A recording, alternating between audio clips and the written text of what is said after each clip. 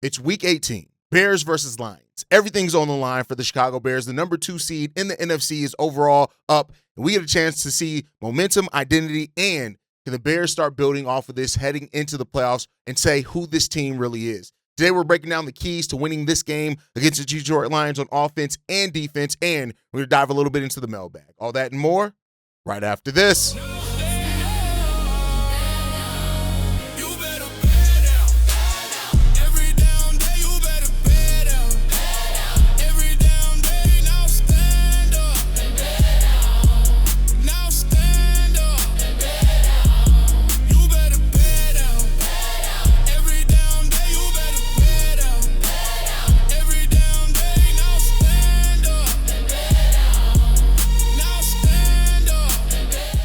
What's going on, Bears fans? Welcome to another episode of Chicago Bears Central, your number one spot for everything Chicago Bears related. I'm the host there, Haize, but more importantly, you guys can follow the channel at Chi Bears Central on every social media platform we happen to be on. With that said, let's go and get into this content for today, y'all. The Chicago Bears, the last regular season game of the season. This is a chance for revenge after their week 2 loss against the Detroit Lions, in which the Chicago Bears got completely blown out, 52-21. And after that, it was just, the Chicago Bears were a different team after that. That was the last time they lost in quite a while. They started going on a winning streak after that point in time. And it was a moment where I think it was a lot of reflection needed for the Chicago Bears. After that loss against the Detroit Lions, the Bears won their next 4 games. Then they lost one, and then they won 5 in a row after that point in time. The Bears have been a much different team, and now it's an opportunity to finish the season better than you started it off with this win against the Detroit Lions.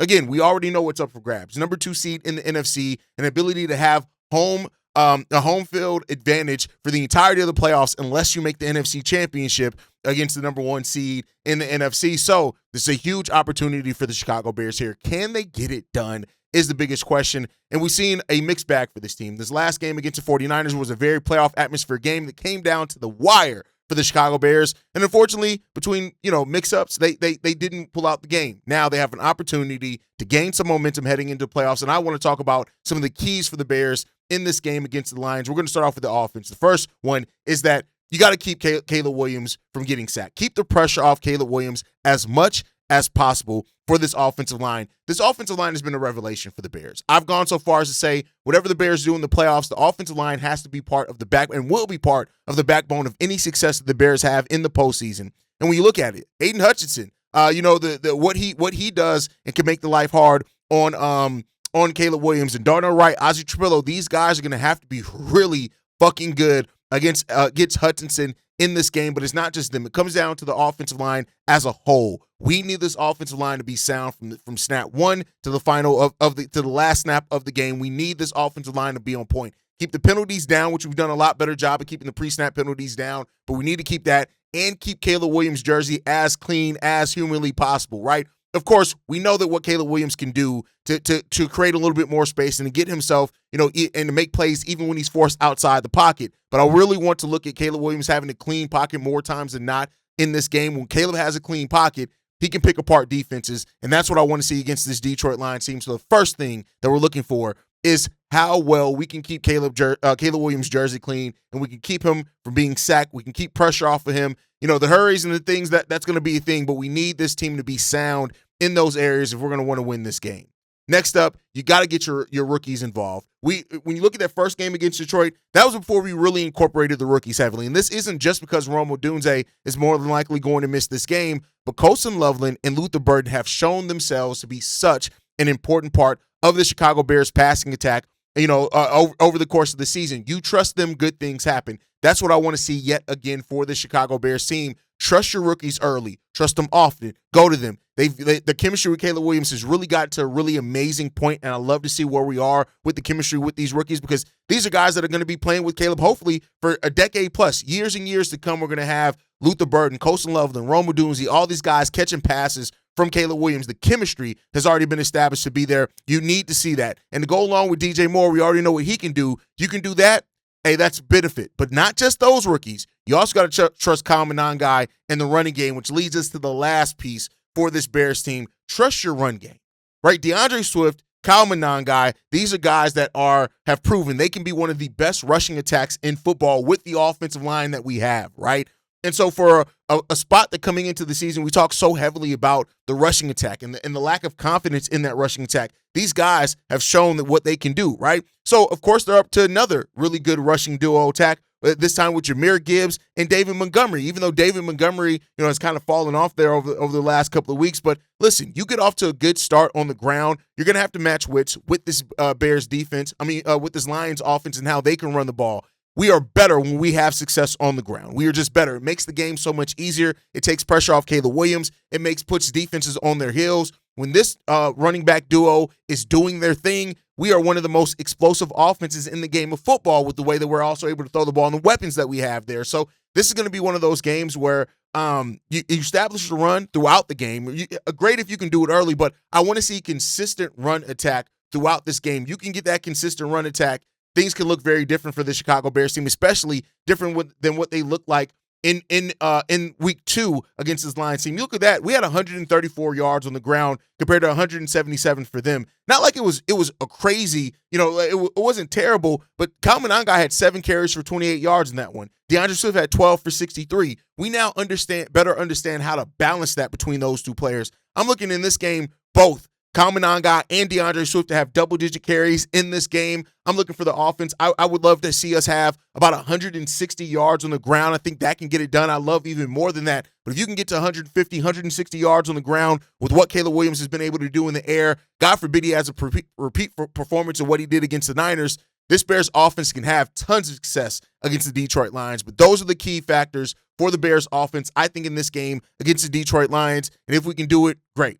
Now I want to look at the key for the defense for the Bears, and this is going to be highly important with the way that the Lions are able to put up points. All these keys are going to be important. The first one, make Jared Goff uncomfortable.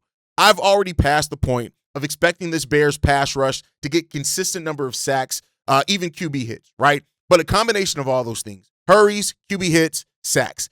Put consistent pressure on Jared Goff. Do not let him sit back and pick apart this Bears defense and the secondary. Do not allow him to do that. If you do that, it's going to be difficult, right? The Lions rank 16th in sacks allowed per game. So while that isn't necessarily terrible, right? Doesn't put them as one of the worst teams at protecting the quarterback. It does put them in the middle of the pack, meaning that they are susceptible. If you do get consistent pressure, it affects them. If you get the consistent pressure on Jared Goff, it can throw off this offense somewhat and throw off the rhythm. That's what the key thing is.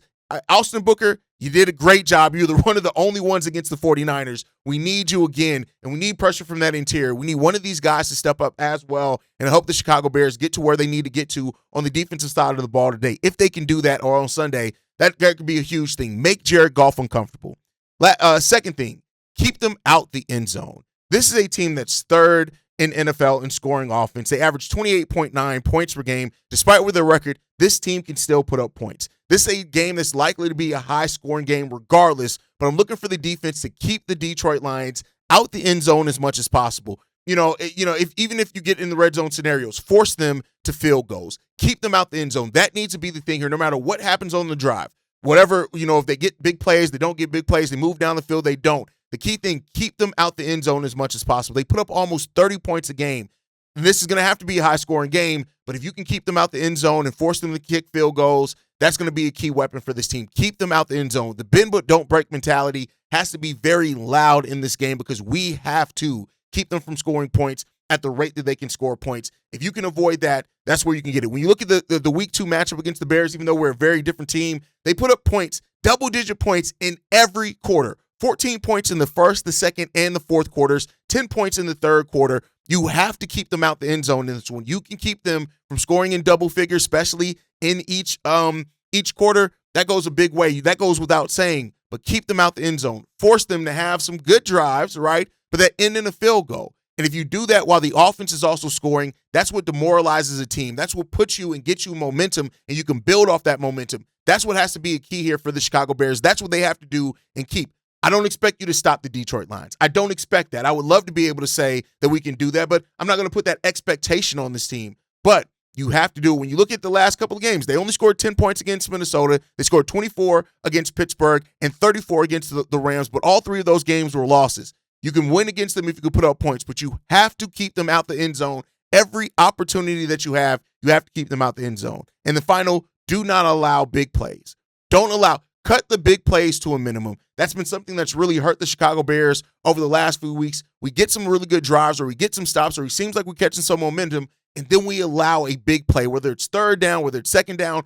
Cut down those big plays. The plays of 10-plus yards, keep those at a minimum for this Detroit Lions offense. If you can do that with the other things, you can take away their momentum offensively. That has to be the overall key in this game. By any means necessary, no matter how you got to get it done, keep them from gaining that momentum. You let them start snowballing into that momentum, it's going to get away from you. I don't care that the Detroit Lions are 8-8 on the season. You have to come in here and play solid on both sides of the ball. And really, I'm looking at Dennis Allen and Ben Johnson as the play callers. What do you have? Are you better prepared for the start of this game and for the finish as the adjustments go on? The Bears defense failed us against the 49ers. There's just no ifs, ands, or buts about it. That defense was ass. Now we need to be a little bit less ass. Let's not be ass and trash, right? And so if that can happen for this team, we'll see. We need the secondary to step up. We're going to need C.J. Gardner-Johnson and Sean Wright to be better in coverage as well, because they're going to try to pick on them. And these are the ways that the Bears can win. This is how the Bears can win. Will they?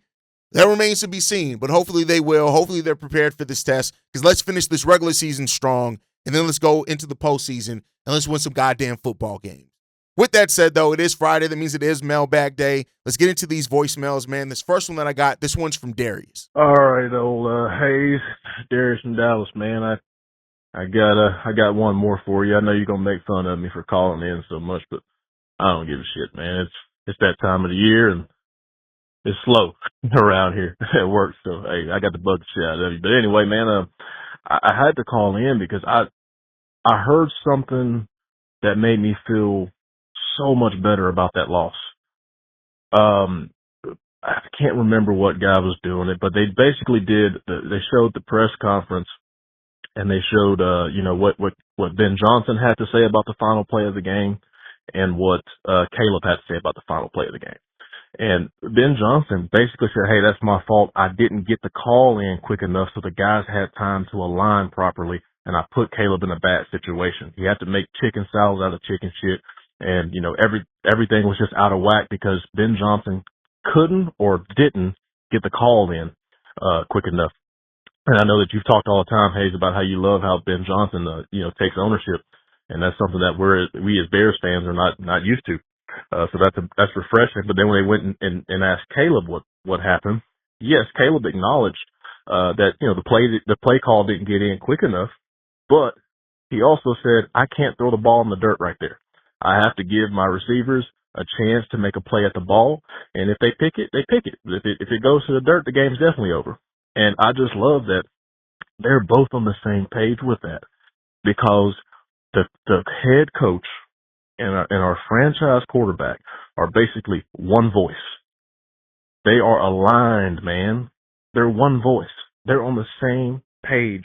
And that just tells me that Caleb has completely bought in to what Ben Johnson is trying to get him to do.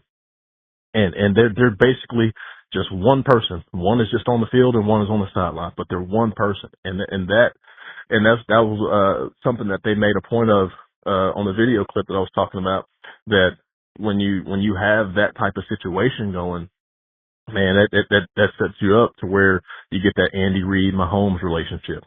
Look at where that took them. We can go back to, when Andy Reid, I think he was with McNabb,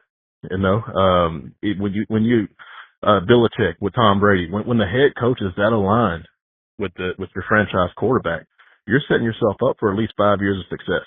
And I'll take that. Texas up, bear down. It's very refreshing to see the accountability from both Caleb Williams and Ben Johnson. Ben Johnson saying, hey, I got that play call in a little bit late. Caleb Williams saying, yeah, I got that play call was in late, but hey, I still could have executed it better than that.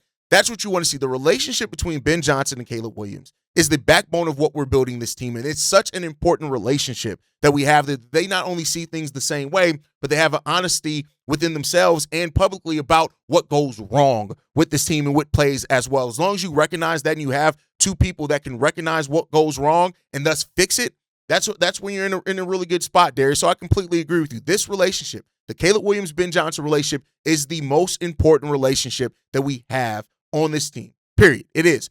Caleb Williams is the franchise quarterback. It don't if ands or buts about it, as much as people want to hate it, want to ask questions about it, whatever else. So that relationship between those two are hugely important. And as long as that continues to go the path that it already looks like we're going on with accountability and everything else, I feel pretty damn good in the spot that we're in as a franchise with having these two guys as the heads of our offense for sure. Great voicemail there, Darius. Let's get into this next one, man. This one's from Big Von. CBC, Chicago Bears Central. What's the word? Your boy Big Von from the low end. And y'all, I got to be quick with this because I forgot we got a time limit. We only got like 2 minutes to get the spiel out. But I want to get all my thoughts out, man. Great game this past Sunday by the Chicago Bears. We went toe-to-toe with one of the top offenses in the NFL, and it was just beautiful to see, man. Caleb had himself a day. I feel like he really had his coming out party, and he went toe-to-toe with one of the best of them. Please believe Brock Purdy is one of them. He's been to a Super Bowl, guys. Like, let's not forget, you know what I'm saying? Some mistakes that was made, some plays that was there that should have been had, but we move on, guys. Like I say, I'm going to be the voice of reason. I've been preaching this and banging on the table for this. I'm the spokesman, and I'm going to keep us pushing. I'm going to keep us rolling. Hey, that was the past. We move to the future. Looking forward, we got the Detroit Lions, and this is the real game right here, y'all. They put belt on us that first game. We got to go in there, and we got to make some noise. We got to go in there, and we got to punch them in the face. You hear me? Like, we got to let them know that we the kings of the North, and we taking over. It's going to be a great rivalry. Ben Johnson against Dan Campbell. Man, I can't wait to see this offensive juggernaut it's about to be. Hey, strap your seatbelts in, fans. It's about to be another showdown. I'm telling you. Other than that, man, I love you guys. CBC, keep doing what y'all doing.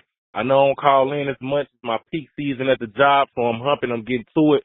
But please believe, I ain't going nowhere. I'm still tapped in with y'all guys, man. Love y'all. Love y'all Chicago Bears fans, family, citywide, statewide. We international with it. Let's do it, man. Chicago up, better now. Let's do it. Caleb played great even with the mistakes. 330 yards. It was great to see the progress that he made in a playoff atmosphere type game. It's great, right? But this Sunday, when you look at this, and all the playoff matchups going forward, we're going to learn a lot about this team as it goes on. It just is. Everything is important. Every single game is important for this team now because after this week, it's win or go home every single week, right? So all of that is going to be important. I think what we see in Caleb Williams and how this offense comes out and performs against the Lions is going to build off the confidence that a lot of people are going to have going into the playoffs. So it's important to see a big game with that. And let's not even mention that the fact of the matter is, as it stands right now, the most likely scenario is that we're going to be facing off against the Packers in week 1 of the playoffs. So that's another storyline for you. So all this stuff is important now. The next few weeks, every football game is hugely important for this Bears team. It's important to see the development of Caleb. It's important to see the development of the leadership there. And let's see how we come out of it. And then we know what we need to build off on and work on next season. Let's get into this next voicemail, man. This one's from Ant. Yo, what up, fellas? Your boy Ant, Army Vet. Calling in because I was listening to episode today.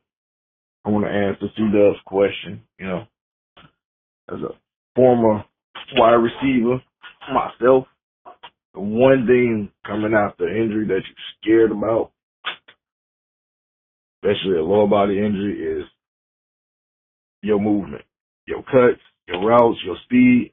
Like, I never had a broken bone playing football, but for the hamstring, and I tell you right now, I wasn't a all-out burner, but my breakaway speed was pretty good. So, like, I had a hard time trusting I can let loose, you know what I'm saying, open up my gate and fully, you know what I'm saying, run my speed after my injury. That's the scariest part about it. But once I got to that point where every player, you know what I'm saying, no matter who you is, no matter what it is, once you get to running and you took too many hits, you don't want to get hit no more. And then comes the point in time where you don't want to get hit no more. So, you know, best way not get hit, not get caught. So I had to open up, you know what I'm saying? But it takes a little bit to trust that, you know, especially for a lower body for a receiver, not to mention all the cuts, the route setups, the strength comes from your legs when it comes to, you know, blocking linebackers, you know what I'm saying, D ends, all that stuff. Like, all your strength comes from your lower body. So it it's hard trusting that after you have a lower body injury. You know what I'm saying? Plus, I think the way that Ben Johnson went about it is pretty smart. He didn't want to put him on IR and deal with the, you know what I'm saying, ramping him up, 21-day window, all that stuff. If he just keep listing him on injury report, keep him out of games, by the time playoffs come, he figured he got enough weapons to get through the first round. First wild card be his ramp-up game, divisional, and so on and so forth. So I'm not mad that he didn't shut him down, but it's all good. You know, so I'm good with it. That's just my take, but like I said, that's my take as a former wide receiver. Just trusting that you can still make your cuts, your routes, your blocks, your speed, all that stuff. But that's all I gotta say. Great show. Love you guys. Y'all do the best. You know what I'm saying? I don't watch the commentary on the games. I listen to Doug, and it's gonna be 5 lists to him for a playoff game. You know what I'm saying? But shout out up right now. Y'all have a good one. The thing for Rome is that his injury is that you definitely don't want to rush it, right? When he's ready to go, let him play. And until then, let him rest. Yeah, selfishly, as a Bears fan, of course, I want him back on the football field, but his long-term health is more important. Him being healthy in the playoffs is more important. Let him play when he's ready. It just means that Luther Burden, Colston, Loveland, everybody else is going to have to step up. And we've seen games where they've had to, and they have stepped up for this Bears team. So I'm going to trust that they're going to be prepared and ready to do it. They're not rookies no more. The regular season is basically over with. You've gone through your trials. You've gone through your learning moments. You've gone through that. Now it's time to trust Colston. It's try to trust Luther. DJ Moore, we've seen what he can do as well. Common non-guy, get him involved in the passing game as well. Whatever you need to do. Rome is sitting, so you need other guys who's going to step up and take that and say, hey, listen, we got you. We're still going to go out here and win this football game. Go out there and prepare and perform. That's all you can ask for. Let's get into this last voicemail, man. This one's from Tajan. Hey, Peter, Bobby, hey, all you guys. This is Tajan calling from Chicago. I just wanted to say one of the biggest glaring issues in that game that we had against the San Francisco 49ers was that we just simply didn't have a pass rush.